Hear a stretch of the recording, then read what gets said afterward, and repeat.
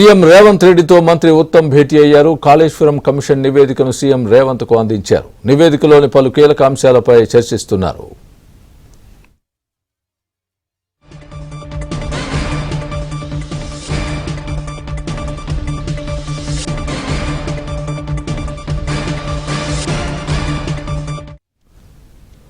ఇదే అంశానికి సంబంధించి పూర్తి అప్డేట్ మా ప్రతినిధి నరసింహరావు చెప్తారు. నరసింహరావు, చెప్పండి. సీఎం రేవంత్ చేతికి కాళేశ్వరం కమిషన్ రిపోర్ట్ అందింది, ఉత్తమ్ కుమార్ రెడ్డి అందించారు.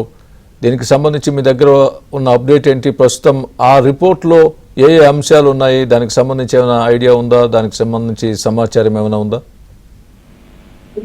అంటే ఇంకా ఆ రిపోర్ట్ యాజ్ యూజువల్ గా షీల్డ్ కవర్ లోనే అందించారు. వాస్తవానికి పీసీ ఘోష్ షీల్డ్ కవర్ లో 3 బండిల్స్ లో షీల్డ్ కవర్ లో నిన్న నీటిపారుదల శాఖ సెక్రటరీ రాహుల్ బొజ్జాకు అందజేశారు. సో ఈ రోజు రాహుల్ బొజ్జాతో పాటుగా సిఎస్ రామకృష్ణారావు, అదేవిధంగా మంత్రులు ఉత్తమ్ కుమార్ రెడ్డి, నీటిపారుదల శాఖ మంత్రి ఉత్తమ్ కుమార్ రెడ్డి, అదేవిధంగా డిప్యూటీ సీఎం మల్లిబద్ద విక్రమార్క నేతృత్వంలో వీరంతా కలిసి అధికారులు ఆ షీల్డ్ కవర్ లో ఉన్నటువంటి ఆ రిపోర్ట్ పీసీకి ఇచ్చినటువంటి రిపోర్ట్ ని ఈ రోజు ముఖ్యమంత్రి రేవంత్ రెడ్డికి హ్యాండ్ ఓవర్ చేశారు. సో దాన్ని ఇంకా ఓపెన్ చేయలేదు. ఆ ఓపెన్ చేసిన తర్వాత దాంట్లో ఏముంటుంది అనేటువంటిది మాత్రము బయటకు వచ్చేటువంటి అవకాశం ఉంది. అయితే ఏముంది అనేటువంటిది ఇప్పుడు ఒక ఉత్కంఠ అయితే కొనసాగుతుంది. ఎందుకంటే అది గత ప్రభుత్వ హయాంలో ఎంతో ప్రతిష్టాత్మకంగా ఈ కాళేశ్వరం ప్రాజెక్టు నిర్మించారు. దాదాపుగా 1,00,000 కోట్ల పైచీలకు అందుకోసం వెచ్చించారు. ఆనాడే దానిపైన పెద్ద ఎత్తున విమర్శలు కూడా వచ్చాయి. అది ఇక్కడ నిధుల దుర్వినియోగం చేస్తా ఉన్నారు, ఇది ఏటీఎం గా వాడుకుంటున్నారు అని చెప్పి, అదేవిధంగా నాణ్యత ప్రమాణాలు అవినీతికి కేంద్రంగా మారింది అని చెప్పి ఆనాడే పెద్ద ఎత్తున విమర్శలు వచ్చాయి. సో ఆ విమర్శలు అట్లా ఉండగానే కొనసాగుతుండగానే గత ఎన్నికల ముంగట, గత 2023 శాసనసభ ఎన్నికలకు ముంగట 2 నెలల ముందు ఈ కాళేశ్వరంలోని మేడిగడ్డ పేర్చి పొంగిపోవడము, సిండిల్లా అన్నారంలో గుండెలు పడడము, దీంతో అక్కడ నిర్మాణ రూపాలు బయటపడ్డాయి.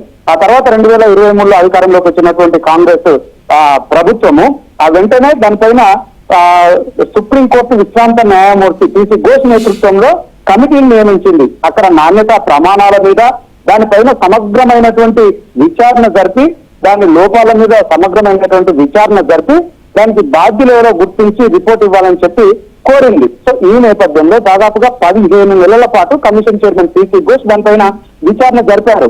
సో ఆనాడు ప్రభుత్వ పెద్దలతో పాటు ఆ ప్రాజెక్టు నిర్మాణంలో భాగస్వామ్యంలో అయినటువంటి దాదాపుగా 115 మంది అధికారులను, క్షేత్రస్థాయిలో పనిచేసినటువంటి ఏళ్ళ కానించి రాష్ట్ర స్థాయిలో పనిచేసినటువంటి అధికారుల వరకు, ఐఏఎస్ అధికారుల వరకు దాదాపుగా 116 మందిని విచారించారు. సో ఈ విచారణ సందర్భంగా అసలు స్థల మార్పిడి ఎందుకు చేశారు, నిజానికి తీసుకున్నటువంటి నిర్ణయాలన్నింటికీ కూడా కేబినెట్ ఆమోదం ఉందా, అసలు అంచనాలను ఎందుకు పెంచాల్సి వచ్చింది, 9 నుంచి 3 వద్దకు ఆ ప్రాజెక్టును ఎందుకు మార్చాల్సి వచ్చింది, ఇది ఎవరి నిర్ణయం మేరకు మార్చారు అనేటువంటి సమగ్రమైనటువంటి ప్రశ్నలతో ఆయన వివరాలను రాబట్టి వచ్చినటువంటి స్టేట్మెంట్స్ ఆధారంగా వారి దగ్గర నుంచి సేకరించినటువంటి వాంగ్మూలం ఆధారంగా ఈ నివేదికని సిద్ధం చేశారు. సో ఆనాడైతే పెద్ద ఎత్తున క్రాస్ ఎగ్జామినేషన్ చేసినటువంటి సమయంలోనే అన్ని వేళ్లు కూడా ఆనాడు ప్రభుత్వ అధినేతగా ఉన్నటువంటి కేసీఆర్ అయితే చూపించినటువంటి సందర్భం అయితే ఉండింది.